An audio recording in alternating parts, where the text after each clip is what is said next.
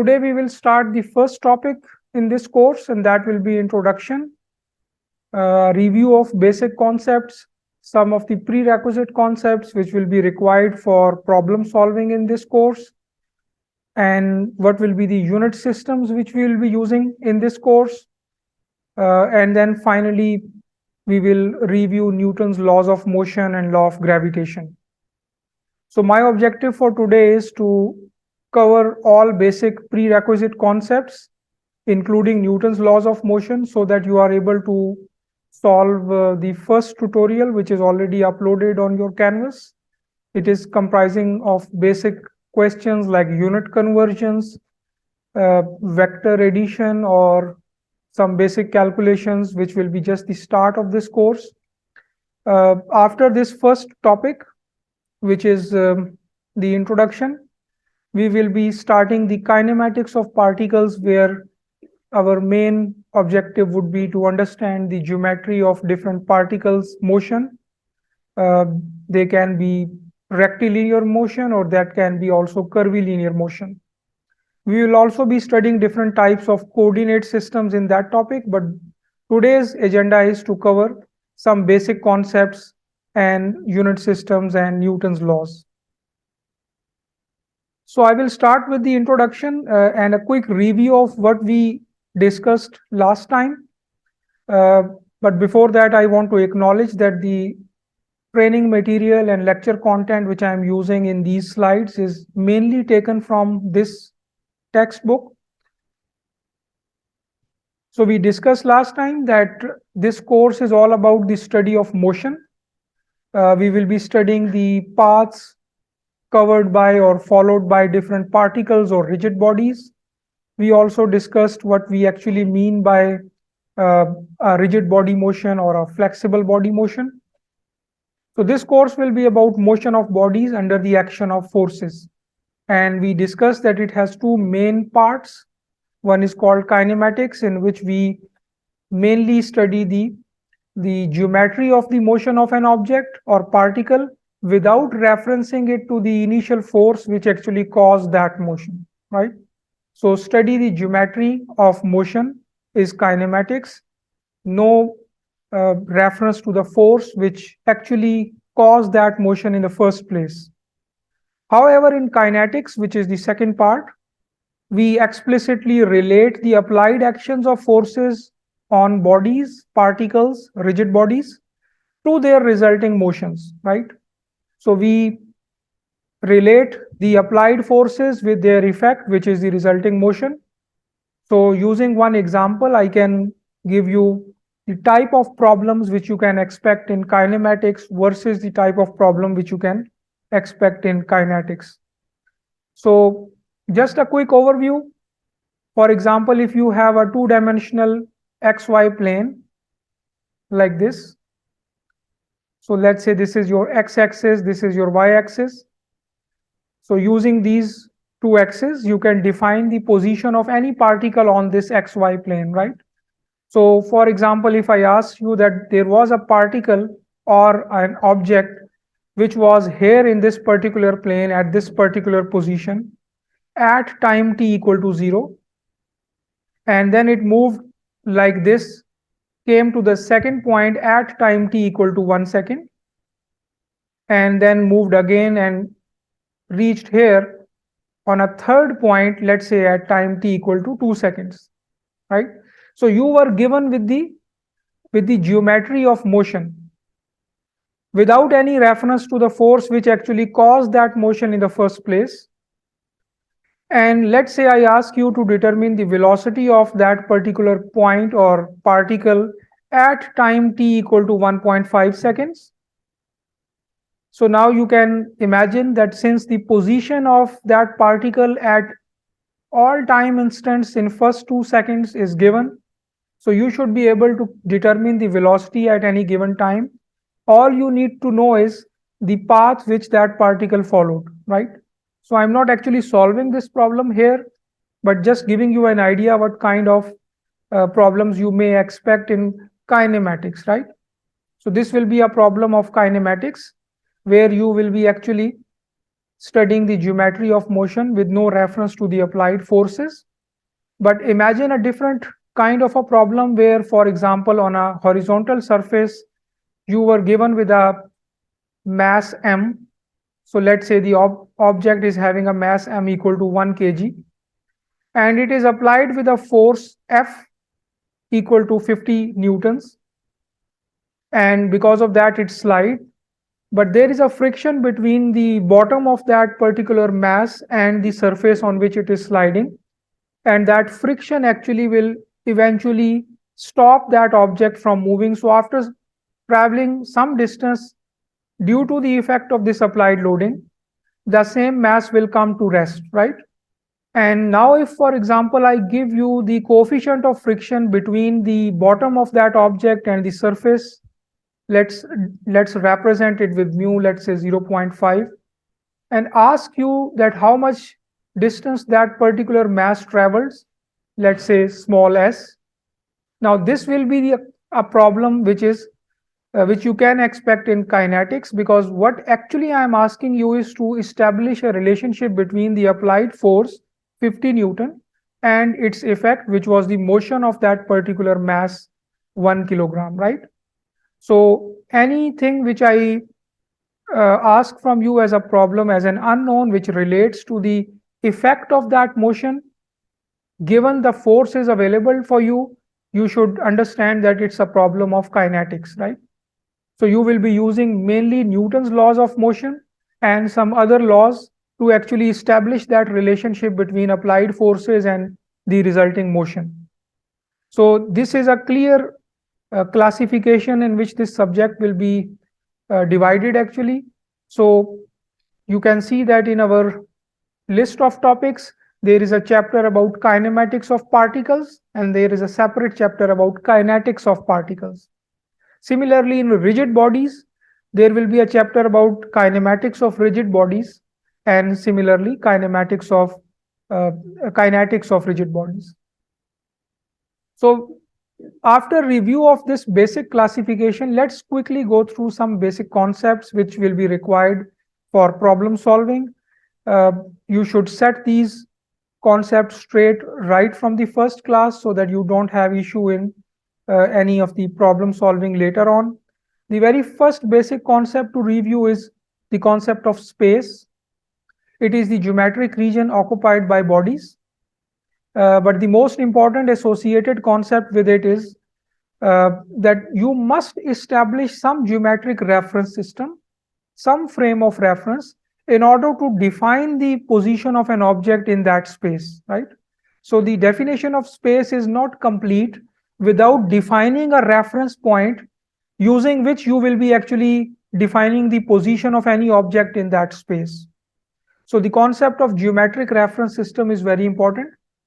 So once you have space and you also have a reference point, you can take measurements in linear dimensions or in angular measurements to define the position of any object in that space, right?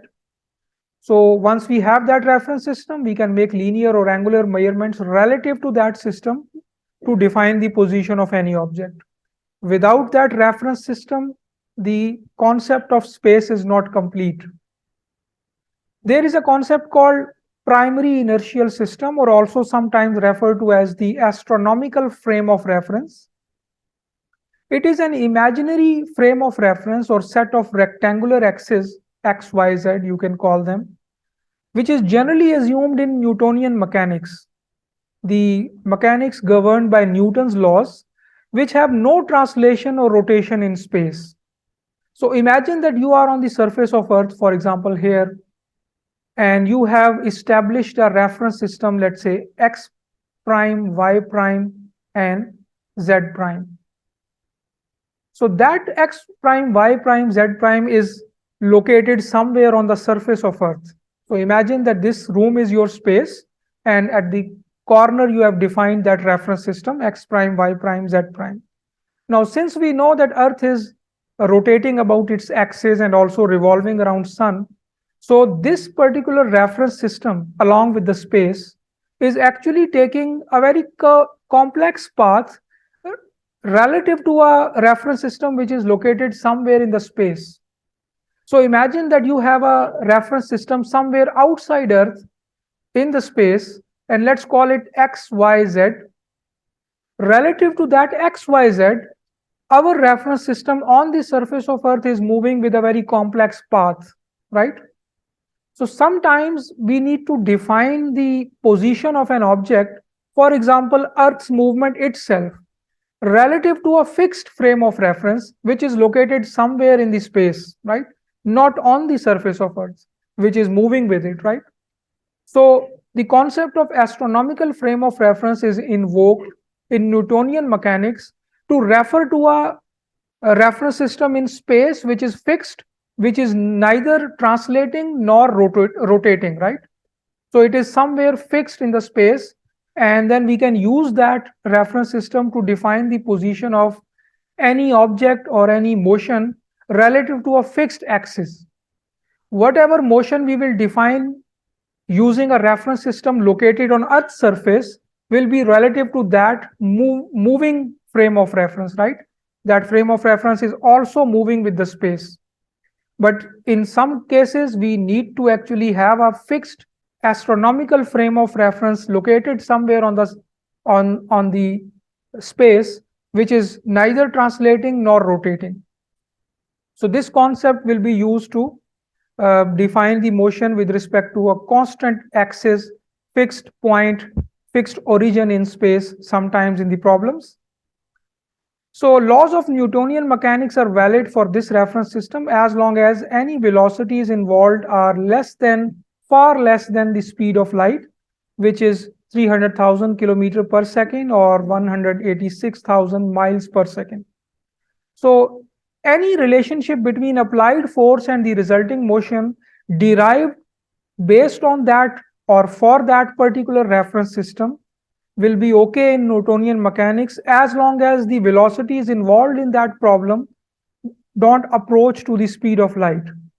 As those velocities will approach to speed of light, there is an additional effect called relativistic effect that need to be taken into the consideration while establishing those relationship between forces and applied motions, right? So all those relationships which you will develop using Newton's laws of motion will be valid as long as the velocities involved are far less than the speed of light. So if you are dealing with, for example, day-to-day problems, engineering problems on the surface of Earth, you don't need to consider those relativistic effects because all the velocities involved in the problems are actually less than the speed of light, and therefore the Newtonian mechanics laws of Newton will hold. The second associated concept is time. It is the feeling of after and before succession of events, and it is assumed absolute in Newtonian mechanics, but it is considered relative in relativistic mechanics. As I explained earlier, that since most of the problems which we will be dealing in this course will be involving velocities far less than the speed of light, so we may not be considering these effects in our calculations, right? So we will be directly using Newtonian mechanics to solve our problems, and then those calculations will be accurate enough for us. Mass is defined as the quantity of matter in a body. It is also sometimes referred to as the measure of an inertia or resistance to change in motion of a particular body. It is also defined as a property which gives rise to gravitational attraction. So if you go to different references, you will see that it is defined in different definitions, but all of them actually refer to a quantity which is generally considered a base quantity in System International, which actually is a reason why each object or each rigid body have weight. There is a classification of particle and rigid body, and within then rigid body you also have a classification of rigid and flexible. A particle will be assumed for any body which has negligible dimensions, or if the dimensions of that object is not affecting the calculations which you are performing. For example, imagine that you are working the trajectory of an airplane and for example the velocities and all other things. In that trajectory of an airplane and all those calculations, you don't need to actually consider the dimensions of that airplane, right? Because the distances involved in calculation of all those plane trajectories are far more than the plane dimensions itself. So therefore, you may assume for that particular problem that airplane is a particle, right? So this is an assumption which we can do for those objects which has dimensions negligible to the dimensions or distances used in the problems, or in other words, their own dimension doesn't affect the calculations or whatever the problem we are studying, right? So when the dimensions are irrelevant to the description of motion or the action of acting forces, we can assume that that body is a particle. So when I say that we will be studying dynamics of particles or kinematics of particles, it doesn't mean that they are meant to be physical particles, right? They may represent actual rigid bodies, but since their own dimension doesn't affect calculations or are irrelevant to the problem we are solving, we assume them as particles. Rigid body is defined as a body with finite dimensions, but now their own dimensions are fixed and they do not change during the motion. So changing shapes are negligible. No changes in shape, they have a fixed dimension. No deformations, no stretching, no elongation, no bending, right? So this is also an assumption. We know that all real objects bend, deform, and they have different kinds of distortion depending upon what material they are made of, what dimensions they have. But this is an assumption we can make for things which have very high stiffness and which the deformations, the internal forces, internal distortions of that material can be ignored, right? So rigid body or flexible body assumption, it depends on what type of problem we are studying. So imagine that you are studying the trajectory of a airplane and motion paths and all those calculations. For that, you may assume that airplane as a rigid body, it has fixed dimensions. But if you are studying the internal stresses or deformations of that airplane body, or whether that material will be able to sustain that air pressure and all those calculations, then you may not assume that airplane as a rigid body.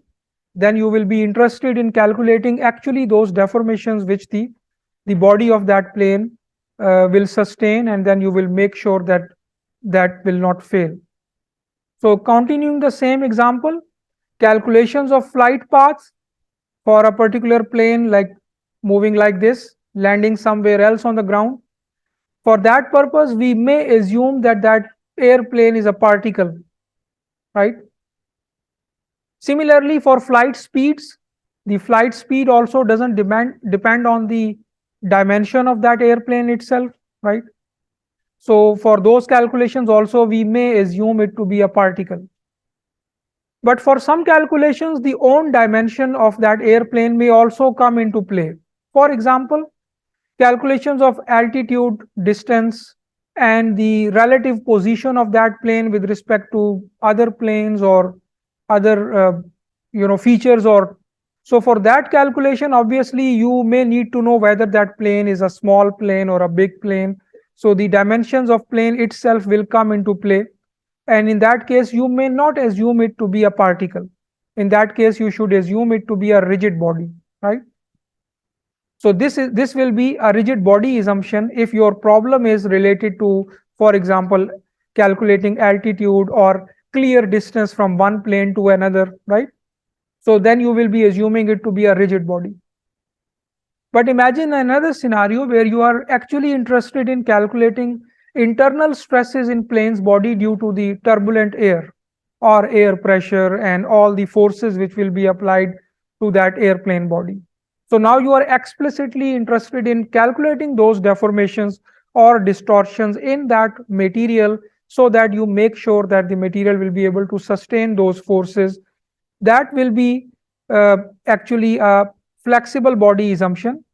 So this will not be rigid body, but a flexible body assumption. And this particular case will be actually out of scope of our course. That will be actually in the mechanics of materials, where you actually study these internal forces, internal deformations. So that will be mechanics of materials. So we will be dealing with particles in this course and rigid bodies. But again, both of these concepts are assumptions which we invoke for certain real objects depending upon what problem we are studying, right?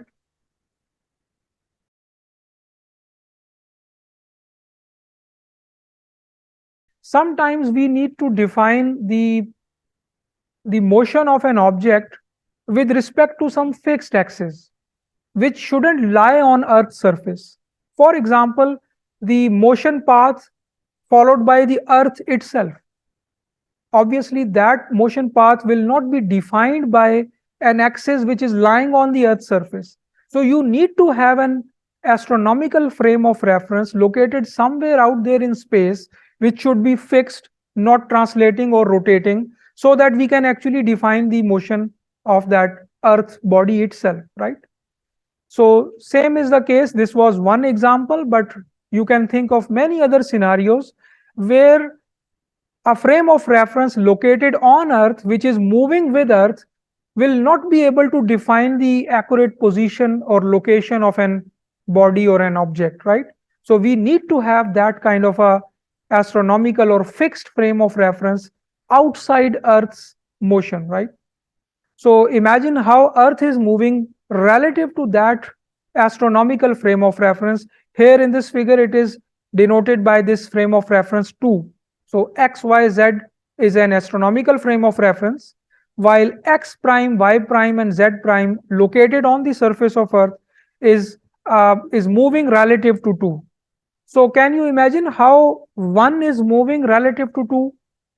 1 is rotating also with Earth's own rotation, and also at the same time it is moving with it is revolving around sun also, right? And on top of that, we now know that sun also is moving in Milky Way towards one particular direction. So the whole solar system is also moving along with it, right? So three kinds of motion. So the actual path which the Earth is following, or actually frame of reference 1 is following relative to 2, is very complex. It is like rotating also and revolving and then translating also at the same time, right? So in sometimes you also call it like it is moving with all 6 degrees of freedom, like all 6 ways a particular object can move, 3 translations and 3 rotations. So any object in 3-dimensional space can translate in either x, y, or z, or can rotate about either x, y, or z, right? So imagine a very complex motion in which all 6 motions are happening at the same time. So a particle is translating in space in all 3 dimensions at the same time, and also at the same time rotating about all 3 axes. So a very complex motion, right? So that is the reason we sometimes make use of this very useful concept, astronomical frame of reference. Now, what is the result of that complex motion of Earth on the calculations we make on the surface of Earth relative to 1? Obviously, if this room is my space and I am describing motion of an object within this room, I will use maybe the corner of that room as my reference point, right? So my reference point is also located on the surface. All my movements are also on the surface, right? But we know that both of these things are moving in a very complex path relative to an astronomical frame of reference. So how accurate my calculations are, which I am making right now in this room relative to that corner point or reference point? The answer is that if I do not require an accuracy and the speeds involved in my problem are not approaching to the speed of light, then in many practical applications, I don't need to actually correct my calculations relative to that astronomical frame of reference. My own frame of reference located on the surface will be good enough for me to give all the accurate calculations and all the accurate answers. But if I require, for example, very high degree of accuracy, imagine a problem in which you are calculating rocket speeds and rocket trajectories, space flight trajectories. You need to be very accurate, right? So you may need to correct your calculations, which you actually made based on a reference frame located on the surface of Earth. You may need to correct them relative to an astronomical frame of reference, right? But for most engineering problems on the surface of Earth, these corrections are small enough to be neglected, right? So this one is good enough for us. So we may use this one without those corrections which are required mostly in case of very high precision problems or problems involving very high velocities. So we may use this one for our engineering dynamics course for solving day-to-day problems, or for example, our movement of machine parts or civil engineering structures or movement of any assemblies or any other components involving velocities far less than the speed of light. Lastly, in this list of prerequisite concepts is vectors and scalars. I think you are all familiar with that already. Vectors are the quantities which are defined by both the magnitude and direction. For example, forces, for example, accelerations, velocities, right? And so on. But scalar are the quantities which can only be defined by a magnitude and no direction is required. For example, mass of an object, right? So I would ask you now that after this particular session, you go back to your basic vector calculus and review the basic vector operations, because they might be used in different calculations or problems we will be dealing in dynamics, right? So for example, addition of vectors, subtraction of vectors, cross product, dot product, all those concepts might be used, which you have already applied in statics, but they will also be used in problems in dynamics. So again, I would repeat that mechanics by its very nature is geometrical. You will be having forces with different directions. You will be having velocities, accelerations, motion paths, right? So it is all very geometrical in nature. So here I listed actually the list of all prerequisite concepts about vector calculations or operations which you should revise. First of all, the notation. In different textbooks, you know that vectors are defined or notated by bold symbol, but when I will be using in this particular slide set, I will be having an arrow on top actually to represent a vector. So we have addition rules, mainly saying that the order of addition of vector doesn't matter. You can add first two vectors and then two third, so that order doesn't matter. Similarly, subtraction rules, you also know that a vector can also be defined as a contribution from three unit vectors, each acting in one of the translational axes x, y, and z. So here I, j, and k are actually unit vectors in x, y, and z axis respectively. You also know that the vector can also be characterized or described by the sum of three direction cosines. So any vector v, for example, can be written as the magnitude of v, and the direction is described by the three direction cosines L, M, and N in three different axes x, y, and z. You also might know about the product rules, vector product or cross product, and similarly dot product. So please revise that concept. Then there are triple scalar product and triple vector product, and finally the rules for derivative or integration of different vectors. So you should know that if you have to take a derivative of the product of two vectors, how you should solve that problem. If you have to take the derivative of a scalar and a vector, how you should deal with that. Same is for integration, the product of two vectors or integration of the product of a scalar and a vector, right? So please revise these vector operations, because They will be used in several problems which we will be covering from next week onwards. In your first tutorial, I included a couple of problems related to vector operations.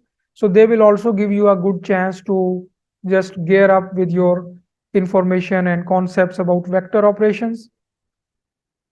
So this is an overall summary of all basic concepts. I just give you a compact list. We discussed space and why there is a need of different frame of references, then time, mass, force, then how you should assume about an object to be a particle or a rigid body or a flexible body also. Then finally, vector and scalar concept.